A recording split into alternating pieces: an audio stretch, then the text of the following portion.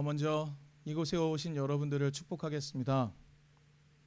예수님의 길을 따라 살기 위해서 수고하신 여러분, 하나님께서 여러분에게 새 힘을 주시고 위로해 주시고 격려해 주시고 동행해 주시기를 바랍니다. 여러분을 향한 하나님의 사랑이 늘 여러분을 인도하시기를 간절히 바랍니다. 여러분, 지난 한 주간 동안에 여러분의 삶에서 가장 기억나는 장면이 무엇입니까? 한번 떠올려 보시겠어요? 지난 한 주간 동안에 여러분의 삶에 가장 행복했던 순간, 가장 슬펐던 순간, 가장 의미 있었던 순간, 어떤 것이든 좋습니다. 잠시 한번 떠올려 보시겠어요? 지난 한 주간 동안에 저게 가장 의미 있었던 순간이 하나 있습니다. 여러분의 것과 제 것이 일치하나 한번 같이 나눠보시죠. 이번 주에 전해진 여러 뉴스 중에 가장 인상적인 장면이 하나 있었는데 바로 이것입니다. 백상예술대상 TV 부분에서 나무조연상을 받았던 조현철 배우의 수상소감 보셨나요? 네. 그가 수상소감을 하러 단상에 올라갔습니다. 그리고는 죽음을 앞둔 아버지에게 메시지를 전하겠다고 이야기를 했습니다. 그 내용을 제가 조금 옮겨보도록 하겠습니다. 이렇게 말했습니다. 아빠가 눈을 조금만 돌리면 마당 창밖으로 빨간 꽃이 보이잖아. 그거 할머니야. 할머니가 거기 있으니까 아빠가 무서워하지 않았으면 좋겠어. 죽음을 앞둔 아빠를 향해 담담하게 위로를 시작했습니다. 그리고 조현철 배우는 계속 이야기를 이어갔습니다. 죽음이라는 게 단순히 존재 양식의 변화인 거잖아. 작년 한 해 동안 내 장편 영화였던 너와 나라는 작품을 찍으면서 나는 분명히 세월호 아이들이 여기 있다는 것을 느낄 수 있었어. 그리고는 영화를 준비했던 6년의 기간 동안 자신에게 중요한 사람들, 자신에게 중요하게 다가왔던 사람들을 호명하기 시작했습니다. 박길래 선생님, 여러분 누군지 아시나요? 이분은요, 정부가 최초로 공해병 환자라고 인정한 분입니다. 연탄 공장에서 오랫동안 일하다가 진폐증으로 돌아가신 분, 그분의 이름을 호명해 냈습니다. 김용균 군, 누구인지 아시죠? 태안화력발전소에서 노동자로 일하다가 홀로 일하다가 어처구니 없는 일로 사망을 당했던 노동자. 변희수하사, 성전환원 부사관인데 자신의 존재를 인정해주지 않는 군 향해서 외치다가 스스로 삶을 마감한 분. 이경택 군을 또 호명을 합니다. 이분은 같은 고등학교를 다녔던 학교 폭력의 희생자였습니다. 그런데 참 안타깝게도 가족 모두가 너무나 억울한 마음을 해결하지 못하고 가족 모두가 함께 삶을 포기한 사람을 호명해냈습니다. 외할아버지, 할머니, 외삼촌, 아랑스, 그리고 세월호의 아이들, 특히나 예진이, 영은이, 슬라바, 정모. 나는 이들이 분명히 여기에 있다고 믿어. 그러니까 아빠, 무서워하지 말고 마지막 시간 아름답게 잘 보냈으면 좋겠습니다. 편안하게 잘 자고 있으세요. 사랑합니다. 조현철 배우는 자신에게 주어진 수상소감의 시간에 죽음을 앞둔 아버지를 위로하기 위해서 말을 시작했습니다. 그런데 그는 고통 속에서 죽음을 맞았던 사람들을 기억해내면서 죽은 그들이 변화된 존재로 자신의 삶에 여전히 함께하고 있다고 말했습니다. 내가 기억하고 있고 그들의 존재가 나와 함께 있다고 말했습니다. 준비하다가 알았는데요, 조현철 씨가 개신교인이래요. 그러니 개신교인으로서 부활의 의미를 말하나? 이렇게 말하려는 시도 하지 않겠습니다. 그런데 별 관심이 없습니다. 그러나 그는 죽음을 앞둔 아버지를 위로하는 그 담담한 말 속에서 자신은 고통 속에서 죽음을 맞았던 사람들을 기억하고 있다고 그들의 이름을 호명해냈습니다. 그리고 그들의 이름을 같이 기억하는 사람들에게 위로를 전해 주었습니다. 여러분, 고통당한 이들을 호명해내면서 당신들의 고통을 조금 알 것 같다라고 말하는 것, 고통을 당하여 죽음에 이른 당신들이 우리의 기억 속에 함께 하고 있다고 말하는 것, 여러분, 그 말이 위로가 되었습니다. 여러분, 만약에 상황이 바뀌지 않는다고, 문제가 해결되지 않는다고 나는 위로를 받을 수 없어 라고 생각하고 계십니까? 반드시 그런 건 아닙니다. 단지 고통을 겪고 있는 누군가가 나에게 다가와 당신이 당한 그 고통을 알고 있습니다 라고 말해주는 것 한마디로 우리는 위로를 얻을 수가 있습니다.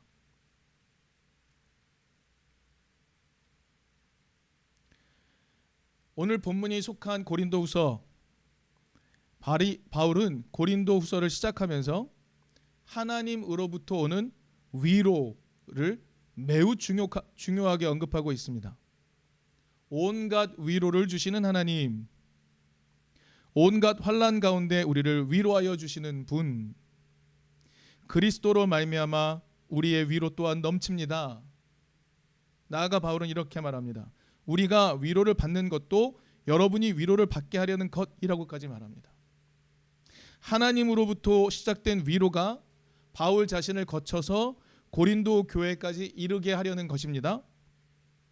그런데 여기서 질문을 던져보죠. 과연 바울이 전하는 이 위로는 진심인 걸까요? 만약에 진심이라면 바울이 경험한 위로는 대체 어떤 것일까요? 우리는 바울과 고린도 교회의 관계를 조금 살펴보아야 합니다. 바울 당시에 고린도는 어떤 곳이었는지 좀 헤아려 봅시다.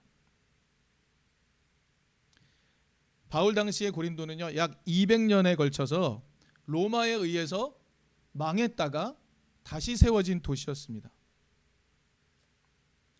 여러분, 기원전 2세기 중반쯤에 고린도는요, 주변 도시들과 연합해서 반로마 항쟁을 벌였습니다.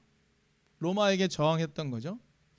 로마는 해상무역으로 엄청난 돈을 벌었던 도시 국가였기 때문에 로마에 함께 연대를 이루어 저항하면 승리할 수 있을 거라고 생각했습니다. 착각이었죠. 로마는 부유했던 고린도를 포함하여 그 지역을요, 완전히 초토화시켜 버렸습니다. 아무것도 생존할 수 없도록 만들어 버렸습니다. 그리고 그 상태로 1세기 정도 그대로 방치해 두었습니다. 여러분, 100년 정도 방치해 두었으니 완전히 폐허가 되어 있겠죠. 그랬다가 로마는 고린도를 다시 지중해 해상 경제 요충지로 만들기 위해서 거기에 퇴역 군인들을 보내고 로마의 하층민들을 보냅니다. 이주시키는 거죠. 그 자리에 정착해서 친로마 도시를 만들려고 하는 겁니다. 사람들을 끌어 모은 거죠. 그런데 로마의 의도와 달리 고린도가요, 새로운 일자리의 보고라고 소문이 났거든요. 그래서 수많은 사람들이 모여들었습니다. 그런데 로마의 계획과 달리 고린도는 로마의 계획대로 성장하지 않았습니다. 질서가 잡히지 않았습니다. 순식간에 수많은 이민족들이 모여들었지만 그 누구도 보호해주지 않는 곳에서 서로 경쟁하며 살아야만 했던 도시가 바로 고린도였습니다. 바울 당시의 고린도는요, 힘, 능력, 재능이 우선시되는 곳이었습니다. 치열한 경쟁을 하여 새로운 살 길을 찾아야 하는데 힘이 없으면, 능력이 없으면 조금도 살아갈 수 없는 곳이 바로 고린도였습니다. 그런 도시 고린도에 세워진 고린도 교회 또한 별반 다르지 않았습니다. 똑같은 논리가 작동하는 곳이 고린도 교회였습니다. 그런데요, 예나 지금이나 유대인 디아스포라들은요, 좀 능력이 있었던가 봐요. 고린도 교회 안에 유대인 기독인들이 모인 공동체가 있었는데 그들이 고린도 안에서 세력을 얻었던 것 같습니다. 그래서 자유노예, 노예에서 갓 풀려난 사람들이 자신을 보호해 줄 사람을 아무도 찾을 수 없잖아요. 그래서 유대인들에게 찾아가 내가 당신들과 함께 하겠습니다. 당신들이 믿는 건 나도 믿고 당신들이 따르는 건 나도 따르겠습니다 라고 말하며 유대인 공동체 안으로 많은 사람들이 들어온 것 같습니다. 그렇게 유대인 공동체가 성장했고 유대인 기독 공동체 또한 성장했습니다. 그러나 그렇게 공동체를 찾아온 사람들이요, 예수 신앙이 좋아서 교회 다니기 시작했을까요? 예수의 길이 좋아서 신앙생활을 시작했을까요? 아니었을 겁니다. 오직 그들의 가진 힘을 의지하기 위해 교회 공동체 안으로 들어온 사람들이 참으로 많았던 겁니다. 고린도라는 도시의 완전 축소판으로 고린도 교회는요, 다양한 세력들이 존재하면서 서로 힘을 겨루는 것에 익숙했습니다. 서로의 힘을 자랑하며 갈등하며 살았던 곳이 바로 고린도 교회였습니다. 말씀드렸다시피 힘, 능력, 세력을 추구하며 모였던 교회이기 때문에 고린도 교회 또한 이런 태도를 가졌습니다. 그래, 우리에게는 능력 있는 지도자가 필요해. 힘 있는 지도자가 필요해. 이렇게 말하는 교회였습니다. 여러분, 그들이요, 그 고린도 교회가 바울을 어떻게 생각했을까요? 여러분, 그 교회는요, 바울을 못마땅하게 여겼습니다. 고린도 후서 안에서 바울이 고린도 교인에게 변론하는 내용들을 살피면 고린도 교회가 바울을 어떻게 생각하고 있었는지 알 수 있습니다. 바울이 전도 여행 계획을 바꿔야 했어요. 그랬더니 전도 여행 계획을 바꾸는 변덕쟁이라고 이야기합니다. 번듯한 추천장 하나 없는 주제라고 이야기합니다. 당신이 하는 일은 부당한 일이에요 라고 비난했습니다. 당신은 우리랑 가까이 있을 때는 좋은 말하고 멀리 떨어지면 쓴소리 하네요 라고 비난했습니다. 당신은 말재간이 없는 사람이에요. 당신은 다른 사도들보다 못한 사람이에요. 당신은 우리에게 짐만 되는 사람이에요. 등등의 말들을 쏟아냈습니다. 그렇게 바울을 공격하는 사람들이었습니다. 여러분, 바울과 고린도 교회는 돈독한 사이인가요? 전혀 그렇지 않습니다.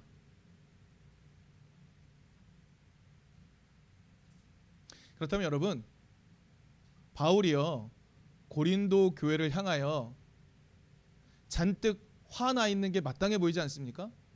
나를 인정해 주지도 않는데, 나를 필요로 하지도 않는데, 그들을 향하여, 자신을 비난하는 그들을 향하여 잔뜩 화가 나 있어도 될 법한 상황 아닙니까?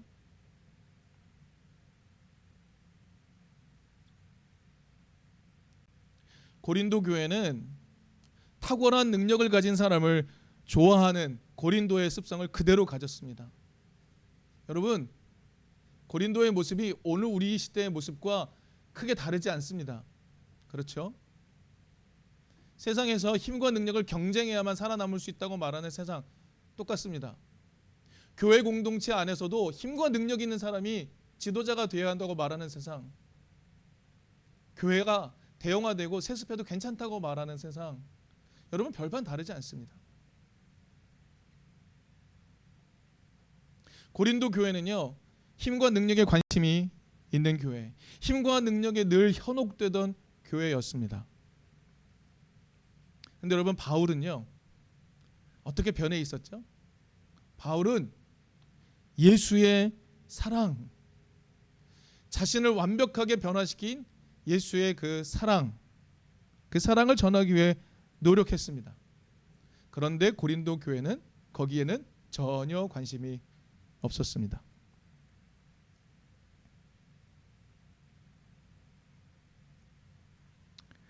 여러분, 근데 여러분, 바울이요 고린도 교회를 떠나 있는 동안에 대체 무엇을 경험했던 걸까요? 고린도 전서와 고린도 후서 사이에 바울은 지금 고린도 교회를 떠나서 고린도 교회를 관찰하며 이 편지를 쓰고 있는 겁니다. 그 서신 중간에도 편지를 보내기도 했던 것 같아요. 근데 우리에게 남아있는 것은 고린도 전서와 고린도 후서뿐입니다. 대체 고린도 후서를 쓰기 전까지 바울은 무엇을 경험했던 걸까요? 무엇을 경험했기에 자신을 향하여 비난을 쏟아내고 자신을 조롱하는 이들을 향하여 하나님의 따뜻한 위로를 전할 수 있는 것일까요? 바울이 무엇을 경험했는지 알 수 있는 근거는 전혀 없습니다. 오직 바울의 말만 남아있을 뿐입니다. 바울이 이렇게 말합니다. 내가 경험했던 하나님의 깊은 위로, 내가 경험했던 하나님의 깊은 위로를 당신에게 전합니다. 여러분, 바울은요 하나님의 사랑을 드러내기 위해서 열심히 노력했습니다. 그런데 열심히 노력하는 것만큼 고난을 받았습니다. 하나님의 사랑을 전하기 위해 노력하면 노력할수록 고난 속으로 빠져들었습니다. 그런데 거기서 무엇을 발견했는가? 예수 그리스도, 자신의 사랑을 드러내기 위해 노력하다가 고난을 받은 예수 그리스도, 세상을 향하여 사랑한다고 말하다가 고난받은 예수 그리스도,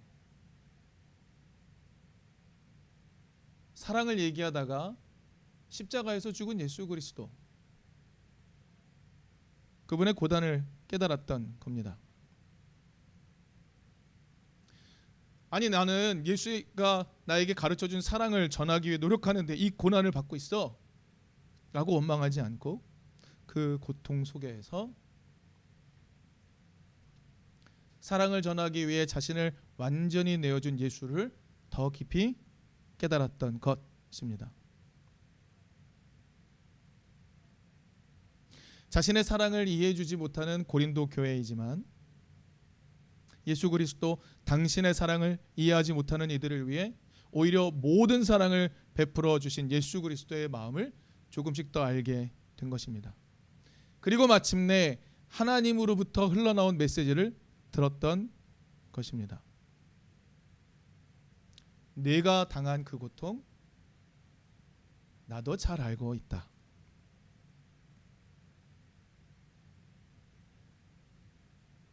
그 말씀이 바울에게 위대한 위로가 되었던 것입니다.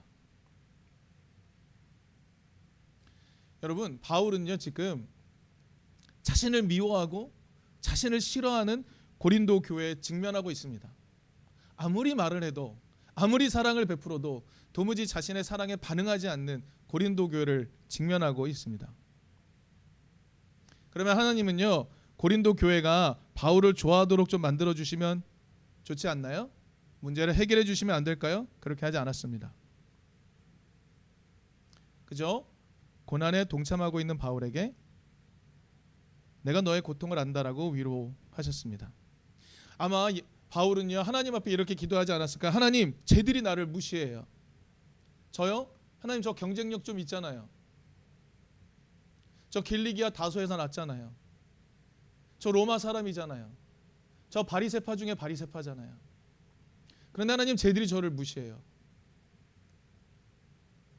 그렇게 기도하지 않았을까요? 하나님, 나 너무 억울해요. 하나님, 나 너무 힘들어요. 그런데 하나님께서 예수 그리스도의 사랑을 다시 보이시며 내가 네가 당하고 있는 그 고통을 알고 있다 라고 말씀하셨을 겁니다. 사실 오늘 본문 속에 바울의 고요한 모습, 위로를 전하는 모습은요, 사실 이해하기 힘든 겁니다. 자신을 그렇게 미워하는 고린도 교회를 향해서 위로를 전하는 바울의 모습 설명하기 힘듭니다. 그래서 이 위로 가식적인 거 아니야? 라고 말할 수도 있을 것 같습니다. 그런데요, 바울은 고린도후서를 시작하면서 시작부터 따뜻한 위로를 전합니다. 하나님의 위로를 당신에게 전합니다. 이렇게 말하고 있는 겁니다. 하나님의 위로는 고난을 벗어나는 데서 오지 않았습니다. 바울은 여전히 미움을 받고 있습니다. 대체 어떤 힘이 바울로 하여금 고린도 교회를 위로할 수 있게 한 것일까? 하나님이 바울과 하셨던 대화를 상상해 봅니다. 바울아, 내가 보이고자 하는 사랑을 깨닫지 못하는 고린도 교회, 내가 보이고자 하는 예수의 사랑을 깨닫지 못하는 소아시아 교회,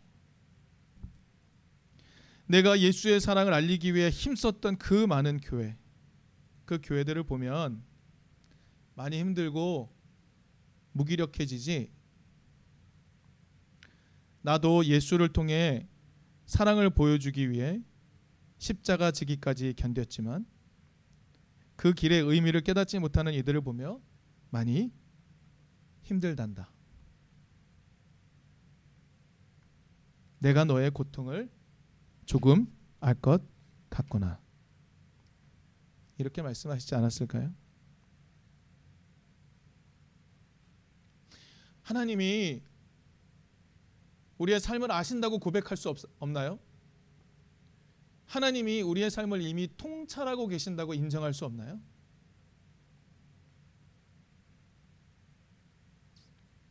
하나님이 우리의 고통을 이미 헤아리고 계신다고 우리가 고백할 수 없나요? 여러분, 하나님과 내밀한 대화를 통하여 하나님이 우리의 삶을 헤아리고 계심을 경험할 수 없나요?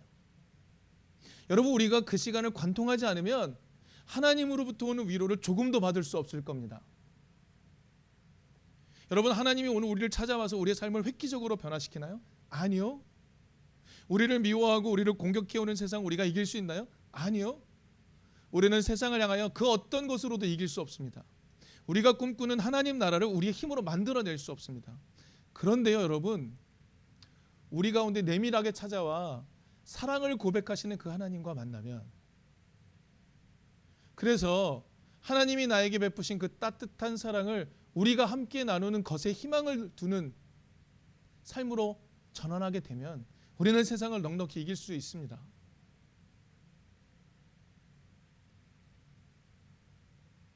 하나님과의 내밀한 대화가 아니고는 우리는 위로를 받을 수가 없습니다. 하나님 앞에 무릎 꿇고 여러분의 사정을 하나님께 토로하고, 하나님, 나 너무 힘들어요. 하나님, 나 너무 아파요. 하나님, 나 인정받지 못하는 게 너무 속상해요. 하나님, 너무 괴로워요. 여러분, 이 기도의 자리를 관통해 보지 못하면 하나님으로부터 오는 위로를 받기가 매우 힘이 듭니다. 여러분, 하나님이 지금 여기에 내 삶을 알고 계신다는 것, 여러분, 그 하나님을 만나면 위로를 받을 수 있습니다. 하나님의 알아주심, 많이 힘들구나, 내가 너의 고통을 조금 알 것 같구나. 사랑하는 여러분, 저는 저와 여러분이 이런 음성을 들었으면 좋겠습니다. 저와 여러분이 기도함으로 하나님 앞에 나아가 이 위로를 받았으면 좋겠습니다.